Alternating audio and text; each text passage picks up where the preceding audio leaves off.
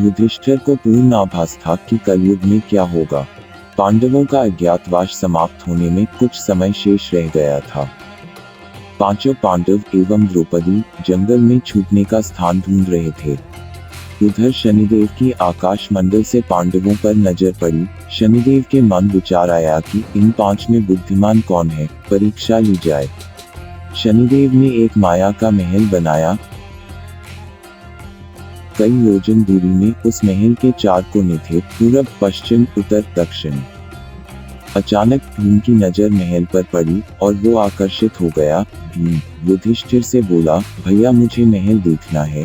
भाई ने कहा जाओ। भीम महल के द्वार पर पहुंचा। वहां शनिदेव दरबान के रूप में खड़े थे। भीम बोला, मुझे महल देखना है। शनिदेव ने कहा, महल की कुछ शर्त है। शर्त 1, महल में 4 कोने हैं, आप एक ही कोना देख सकते हैं। शर्त 2, महल में जो देखोगे उसकी सार सहित व्याख्या करोगे। शर्त 3, शर्त अगर व्याख्या नहीं कर सके तो कैद कर लिए जाओगे। भीम ने कहा, मैं स्वीकार करता हूँ, ऐसा ही होगा। और वह महल के पूर्व छोर की ओर गया। वहां जाकर उसने अद्भुत पशु पक्षी और फूलों एवं फलों से लदे वृक्षों का नजारा देखा।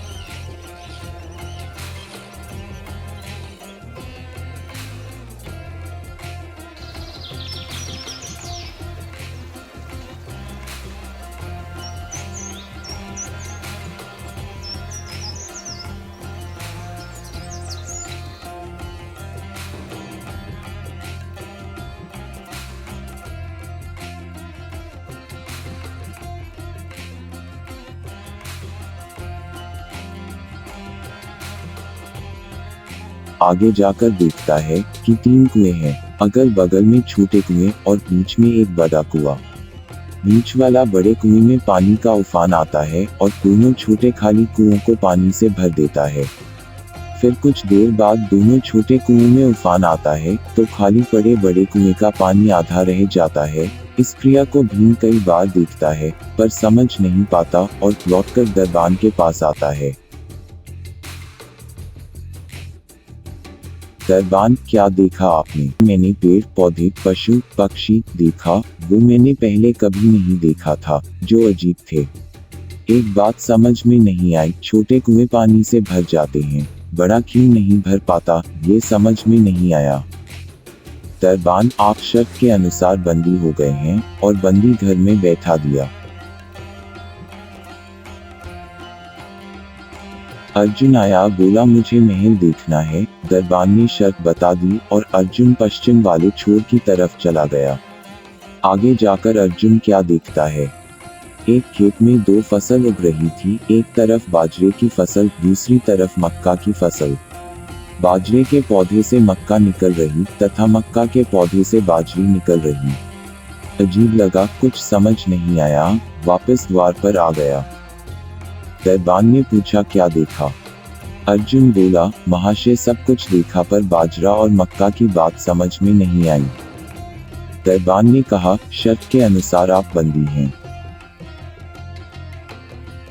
नकुल आया, बोला मुझे महल देखना है। फिर वह उत्तर दिशा की ओर गया। वहां उसने देखा कि बहुत सारी सफेद गायें जब उनको भूख लगती है तो अपनी छोटी बच्चियों का दूध पीती है। उसे कुछ समझ नहीं आया, द्वार पर आया। दरबान ने पूछा, क्या देखा? नकुल बोला, महाशय गाय बच्चियों का दूध पीती है, यह समझ नहीं आया, तब उसे भी बंदी बना लिया। सहदेव आया, बोला मुझे महल देखना है और वह दक्षिण दिशा की ओर गया। अंतिम कोना देखने के लिए क्या देखता है, वहां पर एक सोने की बड़ी शिला एक चांदी के सिक्के पर टिकी हुई, डगमग डोले पर गिरे नहीं, छूने पर भी वैसे ही रहती है। समझ नहीं आया, वह वापस द्वार पर आ गया और बोला, सोने की शिला की बात समझ में नहीं आई, तब वह भी बंदी हो गया। चारों भाई बहुत देर से नहीं आए, तब युधिष्ठिर को चिंता हुई, वह भी द्रौपदी सहित महल में गए। भाइयों के लिए पूछा, तब दरबान ने बताया, वो शर्त अनुसार बंदी है। युधिष्ठिर बोला, भीम तुमने क्या देखा? भीम ने कुएं के बारे में बताया। तब युधिष्ठिर ने कहा, यह कलयुग में होने वाला है, एक बाप 2 बेटों का पेट तो भर देगा परंतु 2 बेटे मिलकर एक बाप का पेट नहीं भर पाएंगे। भीम को छोड़ दिया। अर्जुन से पूछा तुमने क्या देखा? उसने फसल के बारे में बताया। युधिष्ठिर ने कहा यह भी कलयुग में होने वाला है। वंश परिवर्तन अर्थात ब्राह्मण के घर शूद्र की लड़की और शूद्र के घर बनिए की लड़की ब्याही जाएंगी। अर्जुन भी छूट गया। नकुल से पूछा तुमने क्या देखा? तब उसने गाय का वृतांत बताया। तब युधिष्ठिर ने कहा कलयुग में माताएं अपनी बेटियों के घर में पलेंगी, बेटी का दाना खाएंगी और बेटे सेवा नहीं करेंगे। तब नकुल भी छूट गया। सहदेव से पूछा तुमने क्या देखा? उसने सोने की शिला का वृतांत बताया। तब युधिष्ठिर बोले कलयुग में पाप धर्म को दबाता रहेगा, परंतु धर्म फिर भी जिंदा रहेगा, खत्म नहीं होगा। इसी प्रकार कलयुग में ऐसी ही घटनाएं हो रही है। फिर शनिदेव की परीक्षा में युधिष्ठिर सफल हुए। चारों भाइयों को छोड़ दिया गया। आशा करता हूँ कि आपको हमारा वीडियो पसंद आया होगा। अगर पसंद आया तो लाइक और सब्सक्राइब जरूर करें। धन्यवाद।